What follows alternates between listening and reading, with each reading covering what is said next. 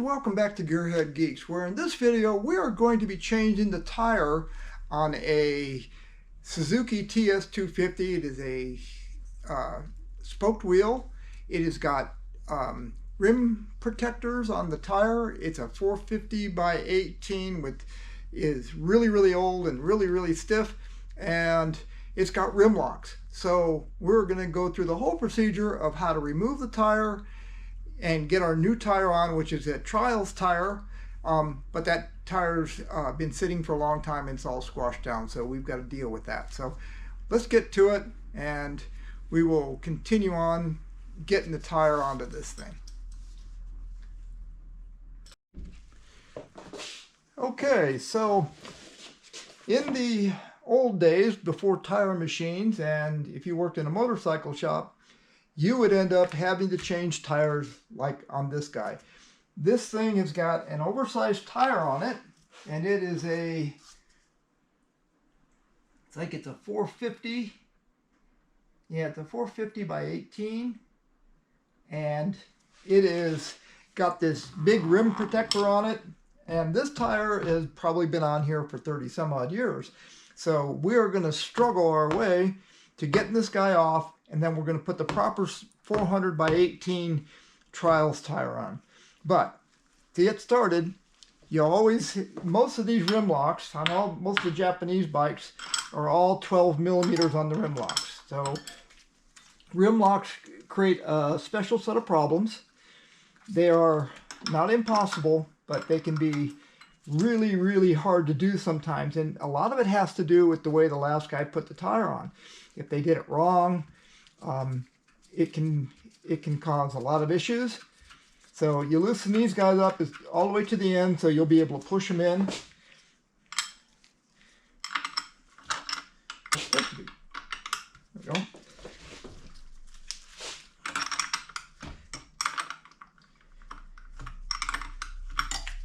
And the worst part about this, when you were working as a motorcycle mechanic back in the 70s, again, we had no tire machines, and you would have to do this maybe 3-4 times a day, especially in a bike that had a lot of dirt bikes in it, which the Kawasaki dealership did at the time. We had Husky, we had Can-Am, we had Penton, we had all sorts of different dirt bikes, and of course all the Kawasaki dirt bikes that were out there. So this would happen a lot. People wanting to change their tires, and you'd be stuck doing it. So first things first, we got to get the air out of the tires. And this is a good tire tool for removing valve cores.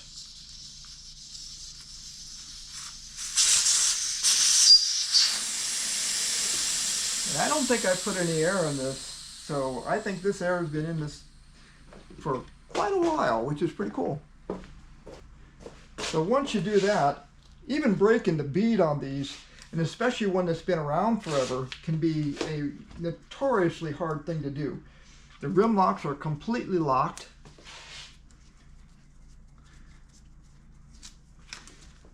Yep, they are really locked. So what we're going to have to do here is we're going to have to be a little creative to get these to go. We're going to get something we can pry with. I've got a 30-gallon can underneath here, so that's about the right size for this.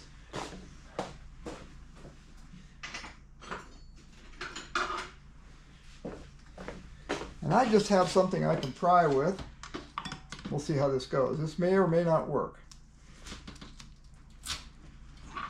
See, the rim lock itself what's happened here is it's wedged in this thick tire, and getting it to move is going to be interesting, to say the least. Okay, one of them went. That's good. Now, if we get the other one to go, we'll be in good shape.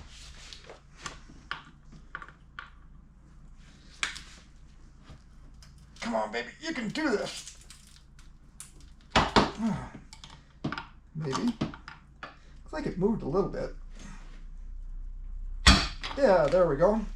Okay, we've got the rim locks loose. That's good. Now we can take the nuts off of here. These need to be all cleaned up and brought back to life. Well, we're just going to leave those on for now. See if we can push our valve stem in. Yeah, the valve stem's going in, so things are loosening up a little bit. Okay, I'm going to just give this a little bit of soapy water here. This is nothing more than some Dawn. And it's not a very big concentrate of it, but it's just enough to get, we need to get things loosened up a little bit, get it soaking down so that we can at least have a chance of getting this stuff loose.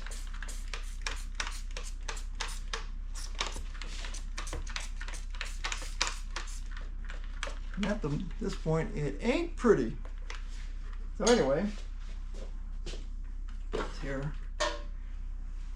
I'm going to dig at this a little bit and see if I can't get the bead to start to break. Now, you've got two rim locks, which are there, and so you've got about pretty much an even chance. You want to get to the furthest point away from these rim locks so that at least you can start getting it broken loose.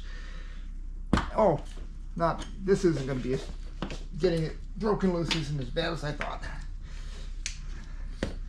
Not terrible. So you got to push the rim lock in, and that'll allow this to go in. Push this one in. Okay, so now where you want to start this is you got a rim lock here, you got a rim lock here, and you got your valve stem here. You want to start here at this area because this is what's going to hold you up. You want this. You need to have this tire tuck in to the drop center, and there's very little drop center on these. So we'll just see how this goes. I'm going to go right in between, see if I can even get a tire iron in there. I might not even be able to do that right there. May have to move over here just to get it started. Okay, so now here we are, and now what we got to do is we got to get this to drop all the way in.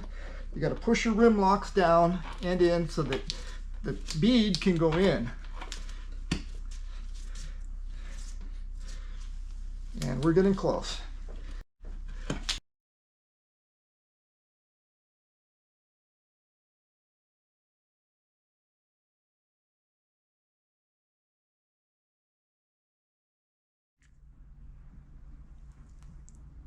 Okay, the next obstacle that we face here is our tire.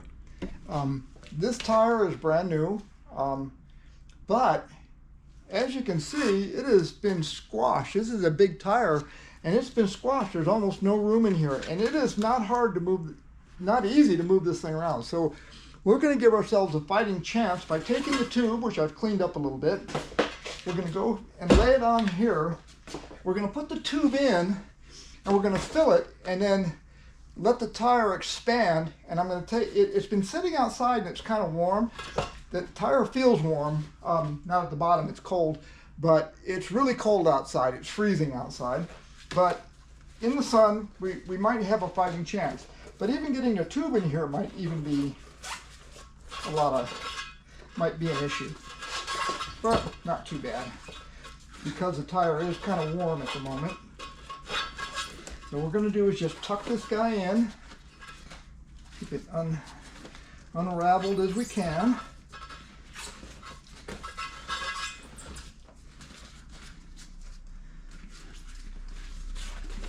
As you can see, it's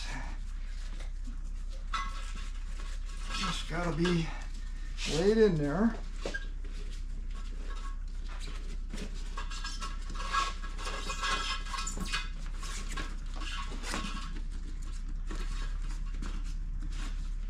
Okay, so the tube is kind of in there.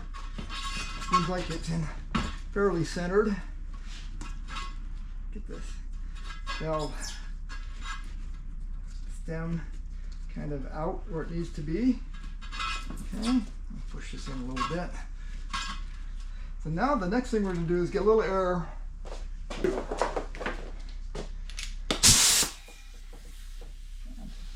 Getting your glove caught. Oh, that's all right. Well, deal with that. Okay, first things first, let's see if we can get a stem where we can work with it. And I'm going to put some air in here. Maybe.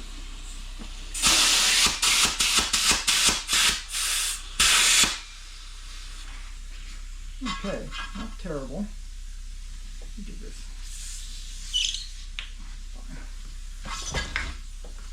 Get this tube kind of stuck in where we want it. Get this turned the way we want it. And we'll give it a little more air. And then... Okay, so now our tire is, as you can see, it's spread out. So I'm going to go take this back outside and let it sit in the sun for a while, and hopefully it will try to assume this shape. Okay, so the tire's been sitting outside in the sun.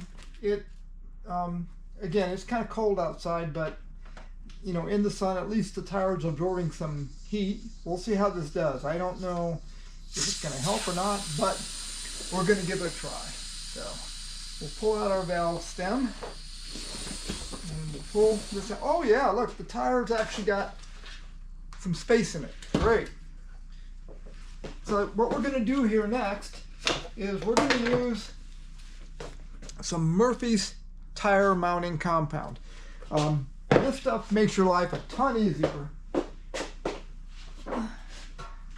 I've used soap, I've used all sorts of stuff, but this stuff is kind of a greasy looking, I don't know what you call it, but it's kind of a greasy looking stuff, but it evaporates and it goes away, and it really makes mounting tires so much easier. Now, I've used this on my H2 and my tires don't slip at all, and believe me, that thing delivers 254 rear wheel horsepower, so I got no problems using this on any tire. Okay, so you get this stuff on here, okay, and now all that we have to do is we're going to start in by just going on ahead and getting the tire mounted onto the rim. I've cleaned up everything pretty well.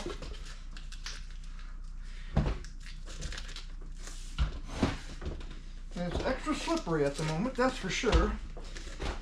But it's going on there. And there we go. So that's on. So the next thing we have to do, let me get this back off of here. Okay, so the next thing we have to do is actually, I kind of messed up, but that's okay. We can do this easily. And we need to put on a rim strip. I can do it this way. So, simply enough. And here's a little tip: if your rim strip breaks, just use a tire patch kit. This is got a little patch on it, and it's good as new. So the rim locks are pretty much opposite each other, but the whole thing is there's the valve core and the rim lock, and they're kind of, it's a 6 of one, half dozen the other. So what you want to do is just get your rim strip lined up over your, goes right here, and you just put that over, and you now have your rim strip in place. Everybody is in place. So the next thing you need to do, and this is the hardest part about the rim locks, is you need to get the rim locks on there. The thing is that the rim lock goes underneath the rim strip. All right, so what you have to do is you've got to peel back the rim strip a little bit, get this in, and then once it's in, then it just sits on top of it. And it's just a matter of maneuvering the tire a little bit. And that's why we had it sitting out in the sun, so we can at least pull it back and work on it. I have cleaned up all the rust off of them. They're a little pitted, but they're fine. Okay, so our first rim lock is going to go here. And this is where your hands and knuckles take a beating, but it does work. So you get this guy in here, put your rim lock in, get it through the hole if you can. And this is, you know, this tire being so squished together. That's right there. Oh, it just makes it a little tough, but it can be done. and you put your rim strip over the top of the rim lock, and then you put a nut on there so it doesn't get away from you. I'm not going to put any washers on them because they need to be cleaned up because they're really ugly. But there's one. Okay, we'll get the other one, and we do the same thing. Push this out of the way. There it is. Stick it right there. Now you gotta kind of get your hands in there and get the rim strip up so that you can get the rim lock in.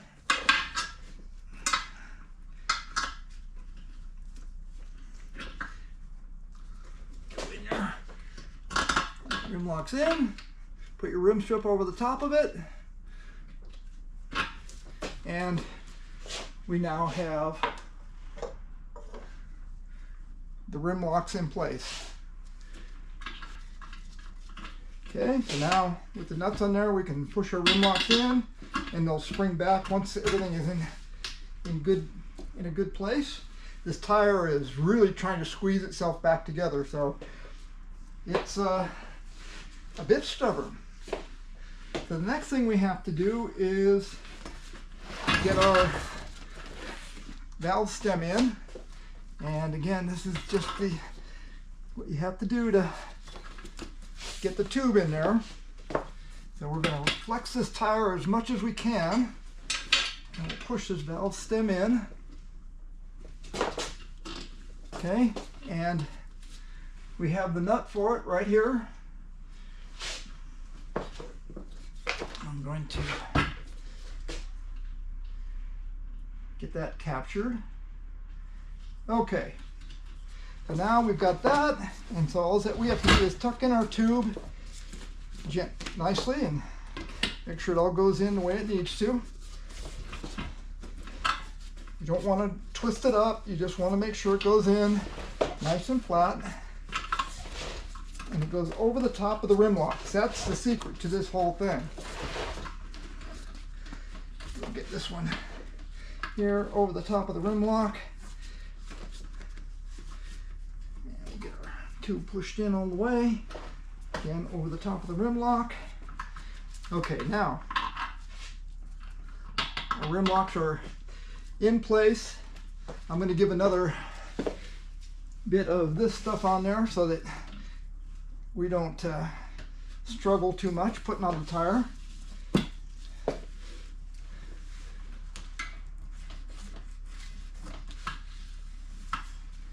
All right, so now what we want to do is we need to get the tire on there. So the one thing we have to do is we've got two areas here where the valve core or the valve stem and the rim lock are. So it's going to be hard to get a tire down in there, but this has only got one. So what we can do is just make sure we can start our tire on this side.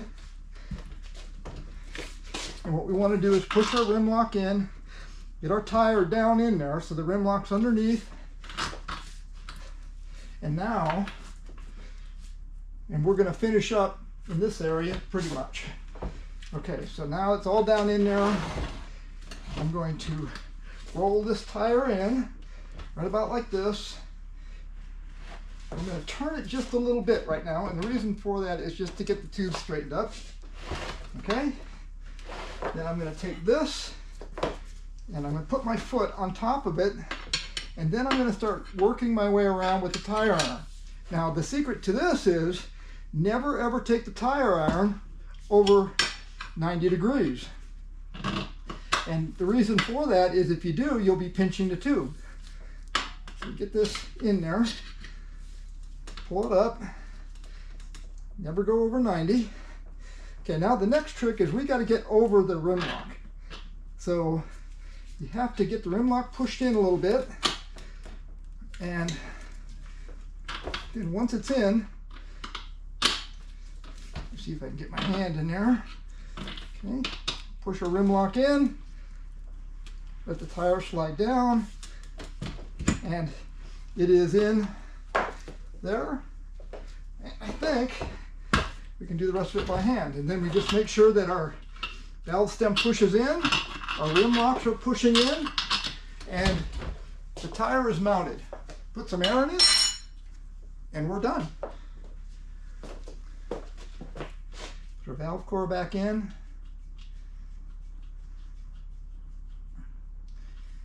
And our tube is, what you want to do is make sure, and I'm going to try and show you on camera here a little bit, is our tube pushes in gently, our rim locks push in, which means there's nothing snagging on anything, and we're ready to put air in this.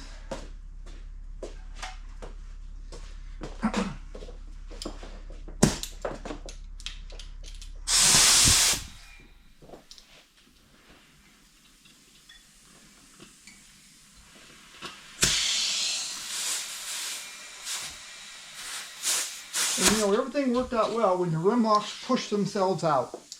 No fighting, no nothing, just plain old push themselves out and everything is good.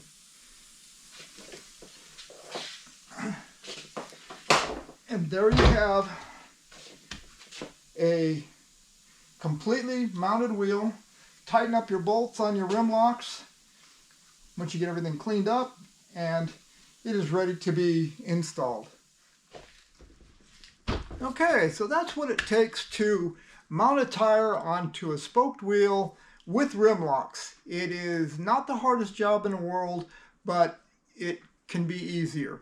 If it was warm, this tire would be a lot easier to manipulate, but all in all, it wasn't too bad. Putting the tube in there and putting it outside did help a lot. Rim locks don't have to be, are not a game changer, but they just need to be dealt with in a particular way. Some rim locks, rim strips have holes where the rim locks go, and that makes it a little bit easier. You don't have to pull the rim lock over the top. But other than that, it's a fairly simple job. So thanks for watching, and we'll see you next time here on GearHeadGeeks.